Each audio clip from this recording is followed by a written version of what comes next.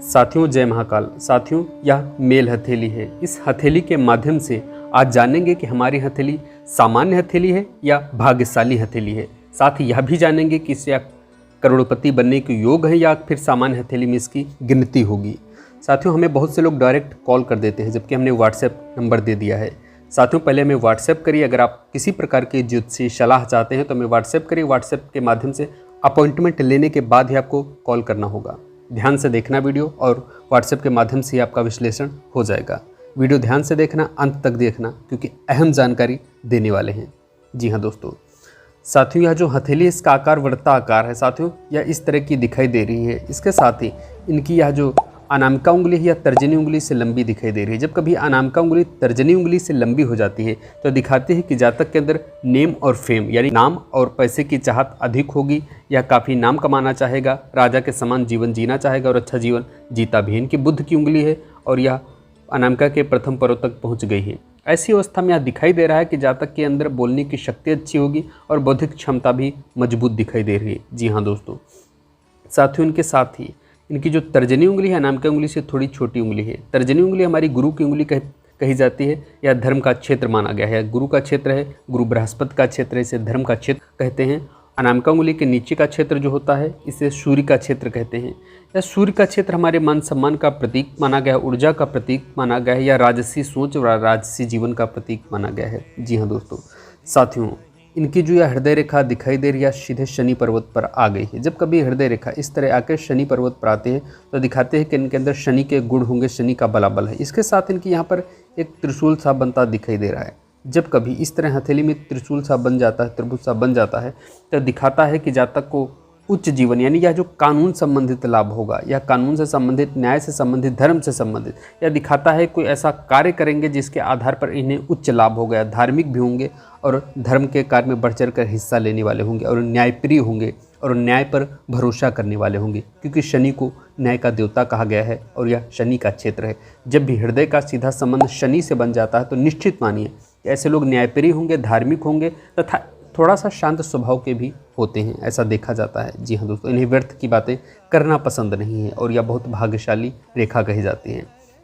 इसके साथ ही जो इनकी यह सूर्य पर्वत है, सूर्य का क्षेत्र है, इस क्षेत्र में देखिए यहाँ पर एक रेखा दिखाई दे रही है जिसे सूर्य रेखा कहते हैं। यहाँ नीचे से जड़ की समान दिखाई दे रही है। थोड़ी सी इन्हें कार्य में जो कार्य शुरुआत करेंगे उसमें थोड़ा सा विलंब का सामना करने पड़ेगा, थोड़ा सा रुकावटें आएंगी। लेकिन इस तरह की यहाँ पर एक वी आकार का यानी योग आकार का जो यहाँ पर शाइन बनता दिखाई दे रहा है दिखाता है कि जातक को अपने मेहनत के बाद या निश्चित ही यह जीवन काल में अच्छा नाम और पैसा कमाएगा और शोहरत कमाएगा।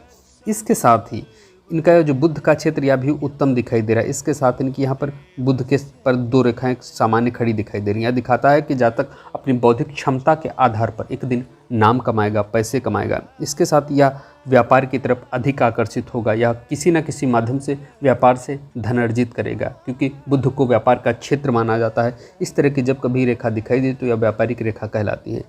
यह जो एक रेखा स्पष्ट यहाँ से आती दिखाई दे रही इसे व्यापारिक रेखा कहते हैं, स्वास्थ्य रेखा कहते हैं। और यह जब यहाँ से संबंध बना ले तो यह पूर्णतः व्यापार से अधिक लाभ कराती दिखाई देती है।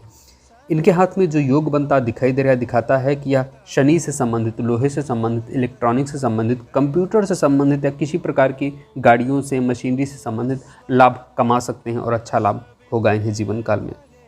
इसके साथ ही जो उनकी मस्तिष्क रेखा दिखाई दे रही है थोड़ा सा दूर से आरंभ हो रही है यानी जो जीवन रेखा मस्तिष्क रेखा का यह क्षेत्र माना जाता है। यहाँ से जब आरंभ होती तो अच्छा माना जाता है, लेकिन इनकी मस्तिष्क रेखा जीवन रेखा से संबंध थोड़ा सा दूर से बना रही है।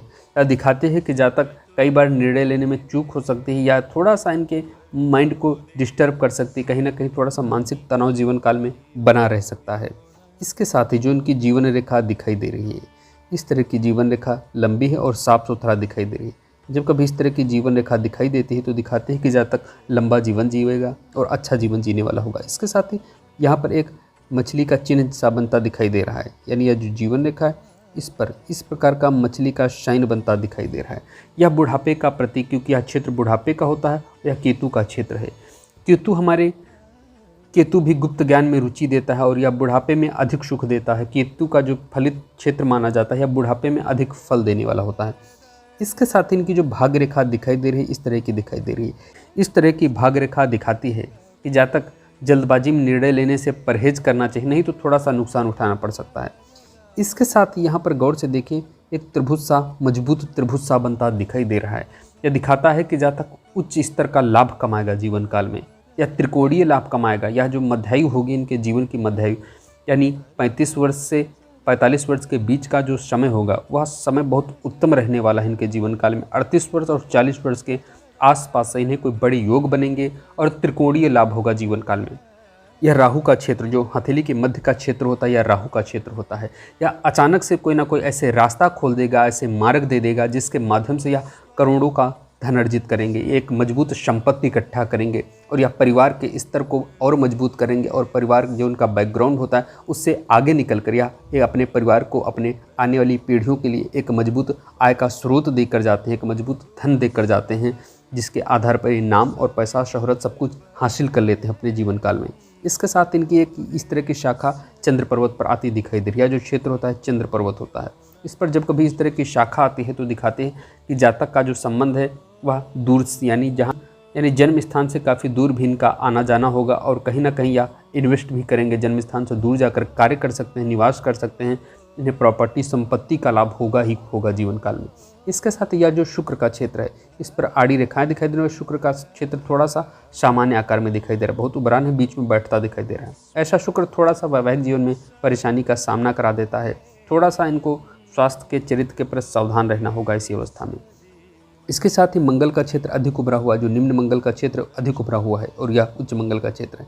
निम्न मंगल का क्षेत्र, उच्च मंगल का क्षेत्र जब अधिक उभरे हुए होते हैं, भरे हुए दिखाई देते हैं हथेली में, तो ऐसा मानिए कि इनके अंदर साहस की कमी नहीं होगी या साहस की अधिकता इनके अंदर पाई जाती है। इसके साथ यह रेखा डाइवर्ट कर रही है, मंगल और शुक्र को डाइवर्ट कर रही है, यानी यह शुक्र के क्षेत्र में अंतर पैदा कर रही है। यह दिखाती है कि जातक को थोड़ा सा चरित्र के प्रति सावधान रहना होगा या जल्दबाजी में निर्णय से परहेज करना होगा। इसके साथ इनके कुछ वाद विवाद भी हो सकते हैं, कुछ शत्रु भी नज़र आ रहे हैं जीवन काल में।